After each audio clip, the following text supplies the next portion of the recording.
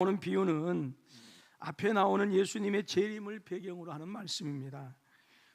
오늘 그 본문의 말씀을 이제 요약하면 예수님의 재림은 전혀 생각지도 않는 때에 도적같이 오신다.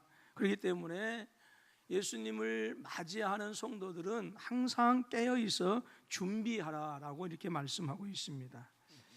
자, 그렇다고 한다면 준비하고 있다라고 하는 것이 무엇을 의미하는가라고 하는 것입니다. 오늘 본문 속에 나오는 비유는 구체적으로 저와 여러분들이 무엇을 어떻게 준비해야 할 것인가라고 하는 것에 대해서 주님께서 말씀해 주고 있는 교훈인데요, 한마디로 요약하면 착하고 충성된 종이 되어라라고 하는 것입니다.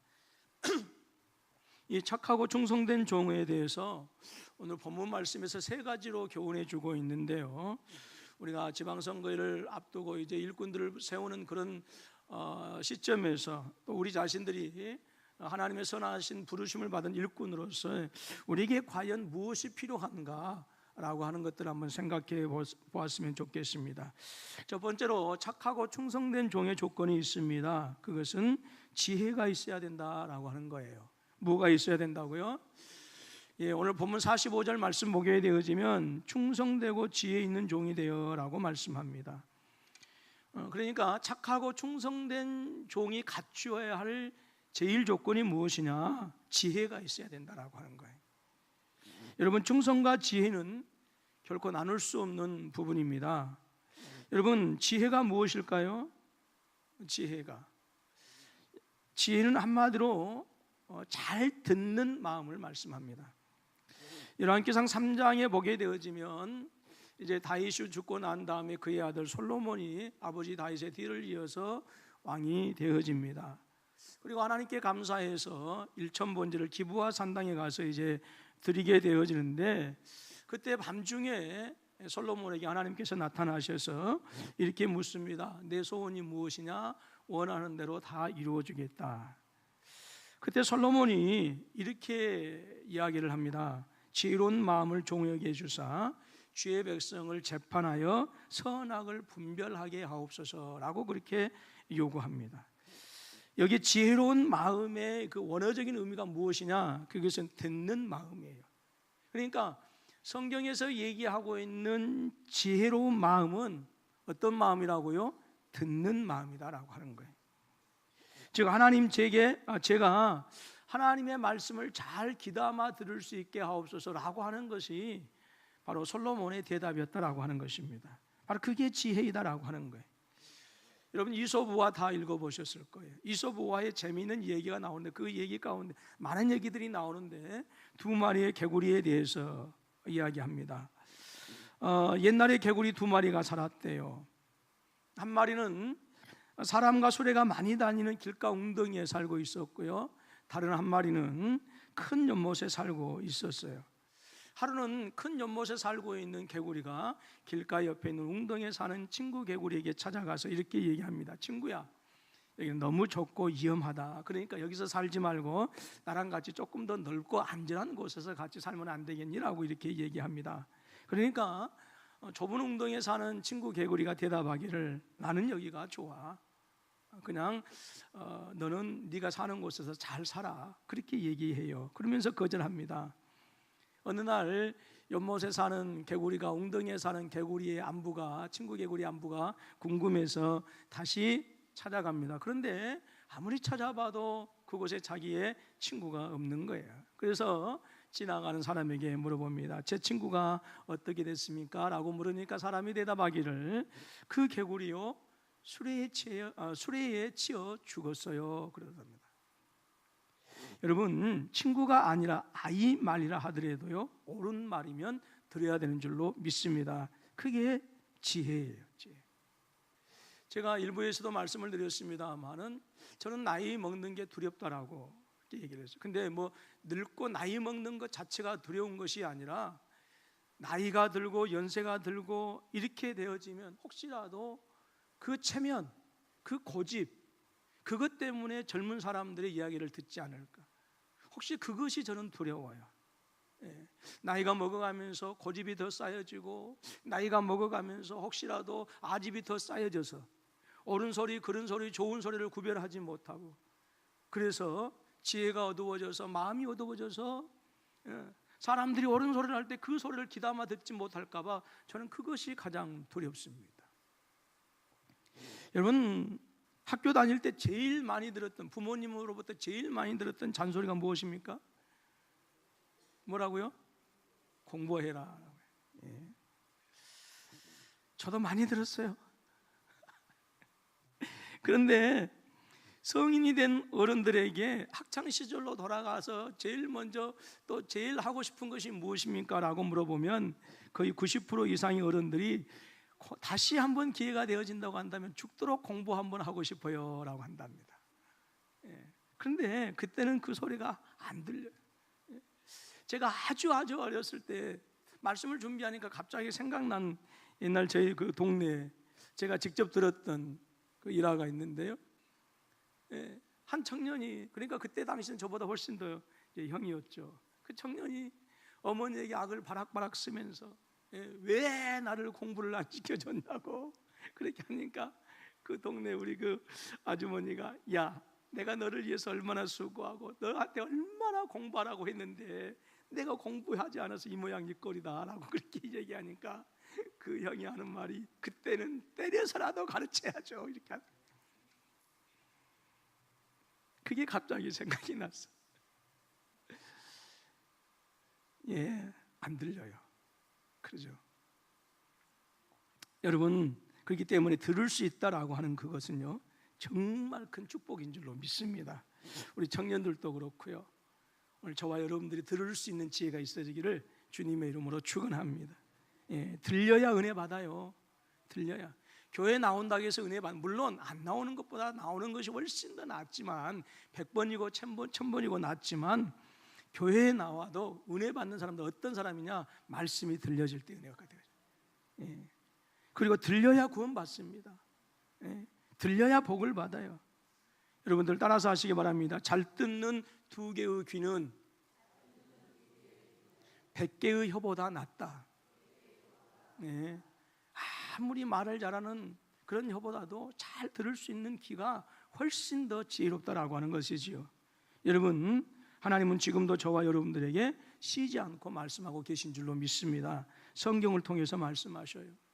또 강대상에서 증거하는, 이 강단을 통해서 증거하는 저희 종들의 말씀을 통해서 또 말씀하시고요, 또 주변 사람들을 통해서도 말씀하셔요. 그리고 여러 사건들을 통해서도 말씀하셔요. 이것이 이제 보통 일반 계시라고 그렇게 얘기를 해요. 물론 성경은 이제 특별 계시지만 우리의 삶 속에서 일어나는 여러 가지 많은 그런 사건들이 있어요. 그 사건들을 통해서, 주변의 일들을 통해서 우리에게 말씀해 주셔요. 시편 19편 3절로 4절 말씀에서 이렇게 말씀합니다. 언어가 없고 들리는 소리가 없으나 하나님의 소리가 온 땅에 가득하다라고 말씀하셨어요. 우리 같이 한번 읽어봅니다. 시작. 언어도 없고 말씀도 없으며 들리는 소리가 없으나 그의 소리가 온 땅에 통하고 그의 말씀이 세상 끝까지 이르도다. 하나님의 해를 위하여 하늘에 장막을 베푸셨도다. 그래. 예. 계시에는 2가지가 있어요. 일반 계시가 있고 특별 계시가 있어요. 특별 계시는 하나님의 말씀, 예수 그리스도를 통해서 우리에게 주시는 구원의 은혜예요. 일반 계시는 이 세상의 모든 환경과 역사와 모든 것들을 통해서 당신을 알려주시는 것이 일반 계시예요. 그런데 시편 19편에서 말씀하기를 언어도 없고 말씀도 없고 들리면 소리도 없으나, 즉 하나님께서 직접 말씀하시는 것은 없지만 하나님께서 창조하신 모든 것을 통해서 당신의 영광과 권세를 우리에게 말씀하고 있다라고. 여러분, 이 하나님의 음성을 들을 수 있는 지혜가 우리 가운데 함께 하실 수 있기를 주님의 이름으로 축원합니다. 2번째로 착하고 충성된 종의 조건 중에 하나는 책임감이 있어야 된다라고 하는 거예요. 아멘이십니까? 예, 45절 중반 말씀에 보면 종에게 주어진 사명이 나옵니다. 그 집사람을 맡아 때를 따라 양식을 나눠줄 자라고 말씀합니다. 여기 집사람은 주인의 식솔들을 가리키고 있어요. 예를 들면 주인의 아내와 주인의 자녀들, 그 다음에 그 주인 밑에서 있는 모든 종들과 소하들을 얘기합니다. 그들에게 때를 따라서 식사를 제공해 주는 것이 이 종의 사명이다라고 하는 거예요. 사람은 대개 하루 3끼를 먹습니다. 이 종의 사명은 이 하루 세끼를 계속해서 제공해 주어야 되는 거예요. 언제까지? 주인이 올 때까지. 여기에서 요구되는 종의 성품이 있습니다. 무엇일까요? 바로 책임감이에요. 책임감. 여러분, 일을 하다 보면 하기 싫을 때도 있어요. 여러분, 직장생활 하시는 분들 정말로 직장에 나가기 싫을 때가 있지 않습니까? 저도 지난 한 주간은 아주 시험 중에 시험에 빠졌어요. 설교 준비를 그렇게 하기 싫은 거예요. 근데 주일이 다가올수록 제 아내는 초조한지 자꾸 물어봐요. 다른 주일보다도 목사님 말씀 준비 다 되셨어요? 늘 머릿속에만 있어. 이렇게 그렇게 하기가 싫다. 몸이 힘들 때도 있지 않습니까? 예기치 않는 개인적인 사정들이 있을 수 있고요. 어디 놀러 가고 싶을 때도 있어요. 날씨 좋은 날. 하지만 여러분, 음식을 장만하는 일, 그것을 위해서 뭐해요? 모든 것을 포기하는 거예요. 그게 충성이에요. 그러니까 충성이라고 하는 것은 나에게 부여받은 사명, 그것을 위해서, 그 하나를 위해서 다른 것을 기꺼이 내려놓는 성품이 충성이다라고 하는 거예요. 그래서 성경에서 충성을 다른 말로 표현하면 신실함이라고 얘기하는 거예요. 신실함은 무엇을 얘기합니까? 변하지 않는 일관된 마음을 말씀하고 있어요. 신앙생활 하다 보면 여러분, 항상 좋은 일만 있는 게 아니에요. 때로는 좋은 일을 했음에도 불구하고, 하나님의 일을 했음에도 불구하고 오히려 그것 때문에 다른 분들한테 시기 질투 받을 때가 있고, 오히려 좋지 않은 소리 들을 수가 있어요. 어려울 때도 있어요. 하기 어려워지는 때도 있고, 정말로 하기 싫을 때도 있어요. 그래서 충성이라고 하는 것은 그럼에도 불구하고예요. 따라서 합니다. 그럼에도 불구하고, 그럼에도 불구하고 내게 맡겨진 일에 책임을 다하는 거예요. 여러분들이 한 기업을 이끌고 있는 사장님이고 회장님인데, 여러분 밑에 있는 직원들이 그 책임감을 다하지 아니하고 자기 내키는 대로 마음 내키로 해버린다고 한다면 그거 얼마나 속상한 일이겠어요. 과연 그 사람을 또 다시 채용할 수 있겠어요? 절대 그럴 수가 없는 것이죠. 그래서 충성이라고 하는 것은 그럼에도 불구하고, 여러분 힘들고 어렵고 귀찮은 어떤 그런 많은 조건들이 있음에도 불구하고 내게 주어진 그 사명 하나를 감당하기 위해서 다른 모든 것을 내려놓는 것, 그리고 책임을 다하는 것, 바로 그것이 착하고 충성된 종의 조건이다라고 하는 거예요. 여러분, 그렇기 때문에 모든 한 가지 일을 맡았으면 끝까지 하실 수 있기를 주님의 이름으로 축원합니다. 끝까지 할 때 복이 있어요. 시중에 나와 있는 책 중에 하나가 지속하는 힘이라고 하는 책이 있어요. 일본 사람이 쓴 건데 여러분들 기회가 되어지면 꼭 한번 읽어보셨으면 좋겠어요. 특별한 재능이 없어도 한 일을 자꾸 꾸준히 지속할 때 성공한다라고 하는 거예요. 여러분, 성공하는 사람들을 보게 되어지면 물론 어떤 부분에 있어서 탁월한 재능이 있고 탁월한 능력이 있어서 성공한 사람들도 있지만, 거의 대부분은 능력이 없어도 성공한 사람들, 기회가 없어도 성공한 사람들, 남이 도와주지 않아도 성공한 사람들이 있는데 그 사람들은 끊임없이 지속하는 거예요. 여러분, 공부는요 IQ로 하는 게 아니에요. 머리로 하는 게 아니에요. 공부는 뭘로 하신 줄 아십니까? 뭘로 하는 거라고 그랬어요? 엉덩이로 하는 거예요. 자, 전후좌우 돌아보시면서 공부는 엉덩이로 하는 겁니다. 여러분들은 공부할 때가 아니라 그 말이죠. 그러면 옆에 젊은이들한테 얘기합시다. 공부는 엉덩이로 한다. 그것은 무엇을 하는 거예요? 비록 조금은 다른 아이들보다 재능이 다를지라도 꾸준히 하면, 지속하게 되어지면 마침내 그 속도의 차이는 있을 수 있겠지만 원하는 것은 얻을 수 있다라고 하는 거예요. 여러분, 변함없이 일관성을 갖고 있는 것보다 사람을 더 감동시키고 여러분 믿음을 주는 것은 없어요. 재능은 있는데, 능력은 있는데 아침에 다르고 점심때 다르고 저녁에 다르면 어떻게 그 사람을 믿고 일을 줄 수 있겠느냐, 그 말이에요. 조금 부족하더라도, 조금 떨어지더라도 책임감을 가지고 일관성 있게 지속하는 그런 사람들에게 하나님께서 어떤 일을 맡겨주시지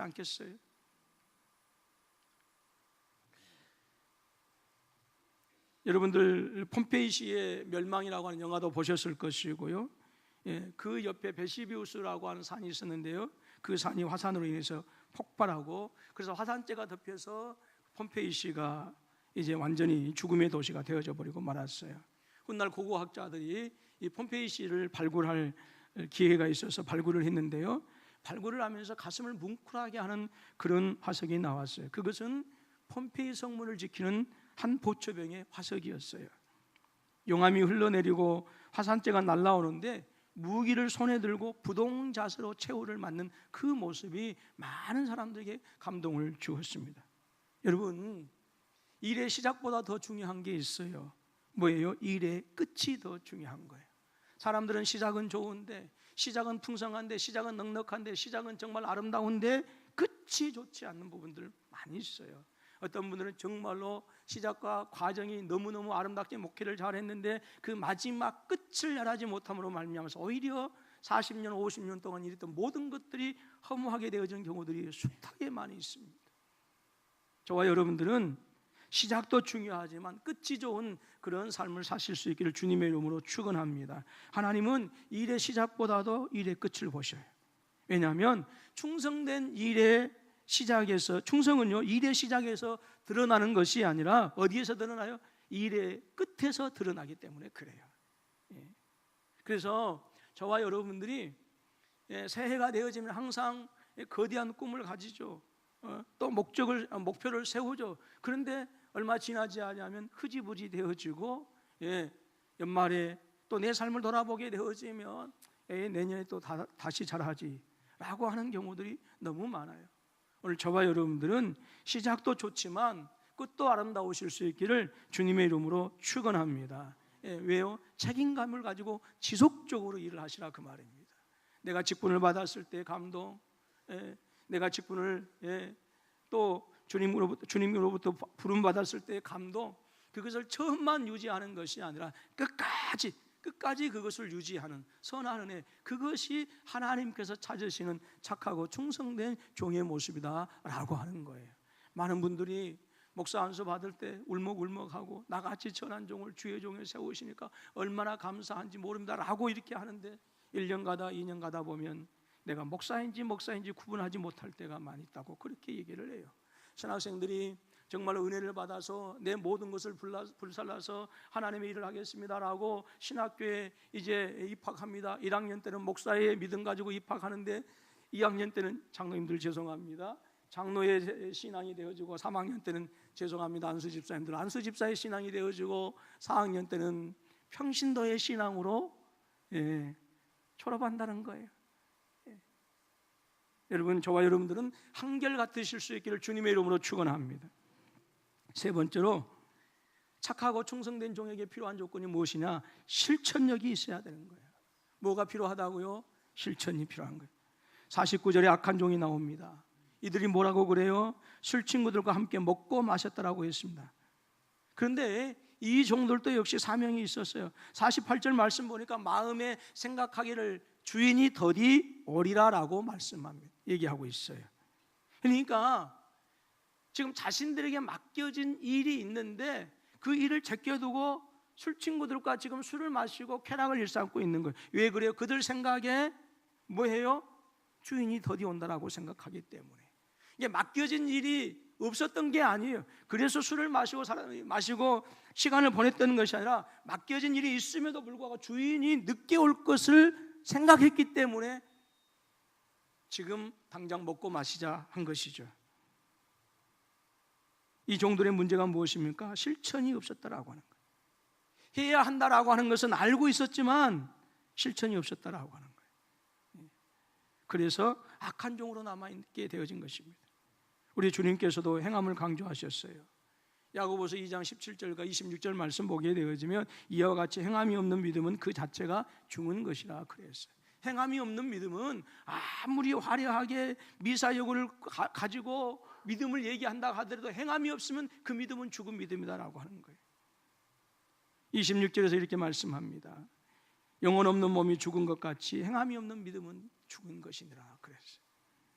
만약 우리 하나님께서 사랑만 애치시고 사랑하는 아들 예수 그리스도를 우리에게 보내주지 않으셨다고 한다면, 우리 주님께서 십자가 지는 삶을 실천하지 않으셨다고 한다면 과연 저와 여러분들이 하나님의 백성이 될 수 있었겠느냐라고 하는 거예요. 우리 주님께, 우리 아버지 하나님께서 우리를 사랑하신다 말씀하실 뿐만 아니라 당신의 아들을 보내주시는 행함이 있으셨기 때문에 구원의 역사가 이루어진 거예요. 우리 예수님께서 우리를 사랑하시되 끝까지 사랑하신다 말씀만 하지 아니하시고 당신의 몸을 십자가에 들이시는 실천이 있었기 때문에 저와 여러분들이 하나님의 형상으로 회복되어지는 은혜가 있게 된 줄로 믿습니다. 선거철이 되어져서 후보자들마다 공약을 내세웁니다.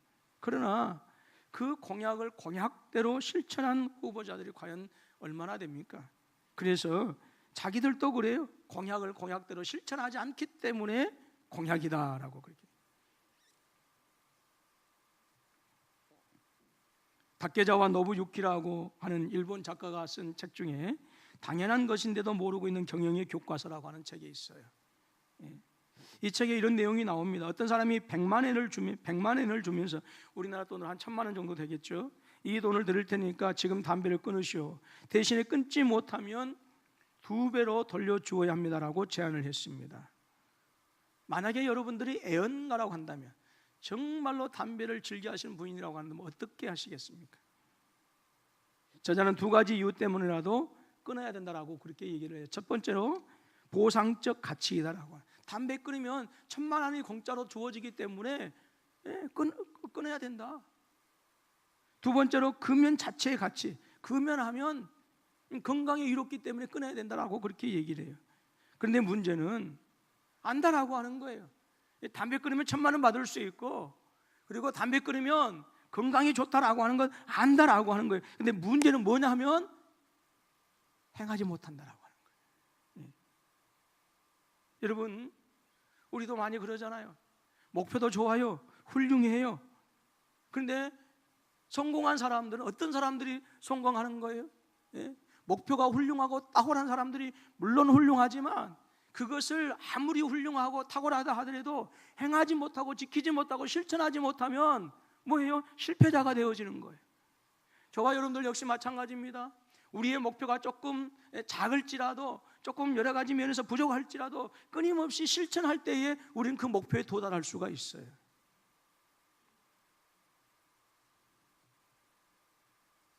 근데 사람들이 이걸 안다는 거예요. 그래서 저자는 이 책에서 이에 대한 여러 가지 해결책을 제시하는데 3가지로 요약할 수가 있어요. 첫 번째로 뜻을 품어라, 열정을 가져라, 또 문제를 피하지 말고 부딪혀라라고 말씀하는데, 가장 큰 도전이 되어지는 것은 문제를 피하지 말고 부딪혀라라고 하는 거예요. 여러분, 문제는요 부딪혀야 되는 거예요. 우리는 기도할 때에 피할 수 있는 길을 달라고 기도해요. 물론 그 기도가 잘못되어진 것은 아니에요. 그러나 정말로 그리스도인의 진정한 능력은 문제가 있을 때 요리조리 잘 피하는 것이 아니라 그 문제 앞에서도 내 신앙을 지키고 내 믿음을 지켜서 그리스도의 능력을 가지고 이겨내는 가는 것, 극복해 가는 것, 그것이 그리스도인들의 능력이에요.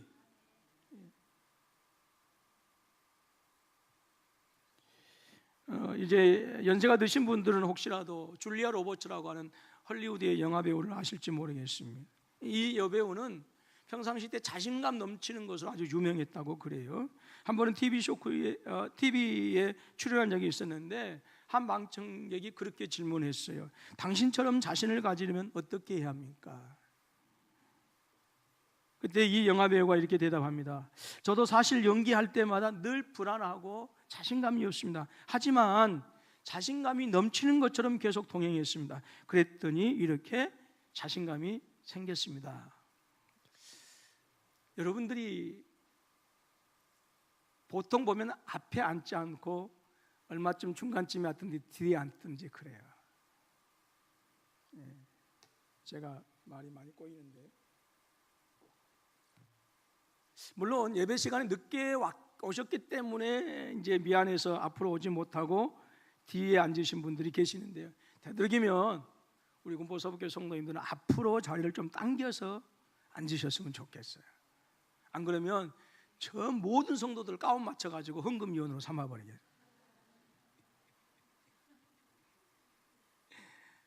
여러분, 저를 자고 돌아보시면서 자신감 있게 사십시다. 그러니까 여러분들은 아니라고 부정할지 모르겠지만 제가 보는 입장에서는 다 맞는 얘기, 다 완전하게 맞는 얘기는 아니지만 어떤 면에서는 자신감의 결여가 앞으로 나오지 못하게 하는 거예요. 그래서 저는 억지로라도 어디 가면 앞에 가서 앉습니다. 물론 제일 앞에 가서는 안 앉아요. 왜? 질문할까 봐. 꼭 그래서 두 번째, 세 번째 앉아요. 그래야 저도 이제 편하니까.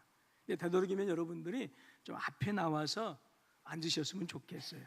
그리고 교만하지 말고요, 자신감을 표현하실 수 있기를 주님의 이름으로 축원합니다. 그랬으면 좋겠어요. 예. 여러분, 충성된 종은요, 어려운 문제에 대해서 부딪힐 수 있는 용기를 가진 사람이에요. 예. 여러분, 주님이 말씀하실 때 생각만 하지 말고 피하지 말고 부딪혀 보실 수 있기를 주님의 이름으로 축원합니다. 우리가 믿음 생활 제대로 하지 못할 수 있어요. 믿음 생활 제대로 할 수 있는 어떤 그런 조건이 우리에게 완벽하지 않아요. 우리가 초대교회로 돌아가자라고 이렇게 말씀들 많이 합니다만은 초대교회는 정말로 핍박이 많았던 교회였어요. 근데 그들은 그 핍박을 피하지 않았어요. 부딪혔어요. 끊임없이 부딪혔어요. 여러분, 충성된 종은요, 문제가 있을 때 그것을 피하는 게 아니에요. 부딪혀가는 거예요. 그러면서 하나님의 선하신 뜻을 이루어 나가는 거예요. 그러면 우리가 이렇게 도전해 나갈 때에 하나님께서 말씀을 통해서 약속하신 그 복이 저와 여러분에게 임하게 되는 줄로 믿습니다. 여러분, 어느 시대나 마찬가지입니다. 우리 조국의 현실이나 우리 교회는 지금 어느 때보다도 착하고 충성된 종이 필요한 때입니다. 여러분, 분명히 아시기를 바랍니다. 우리 모두는 일꾼이에요. 우리 모두는 일꾼입니다. 아멘이시죠? 자, 전우자고 돌아보시면서 함께 인사합니다. 우리 모두가 일꾼입니다. 예. 하나님은 교회를 세워나갈 때에 어떤 사람을 통해서 일하십니까? 부자들입니까? 아닙니다. 지혜 있는 자입니까? 세상에 높은 사람들입니까? 아닙니다. 반드시 일을 하시는데 어떤 사람을 통해서 일을 하시느냐? 착하고 충성된 종들을 통해서 일하시는 거예요. 그것이 하나님의 방법이에요. 예. 부디 우리 군포서북교회 모든 성도님들은 지혜롭고 책임감 있고 실천력 있는 그런 모습으로 여러분, 우리 주님께서 세우신 우리 군포서북교회를 하나님의 거룩한 형상으로 세워나가시는 하나님의 선한 일꾼들이 되실 수 있기를 주님의 이름으로 축원합니다. 그래서 하나님께서 주시는 영광과 하나님께서 주시는 권세와 하나님께서 주시는 그 부함을 함께 누려가는 사랑하는 우리 모든 성도님들이 되실 수 있기를 주님의 이름으로 축원합니다. 기도하겠습니다.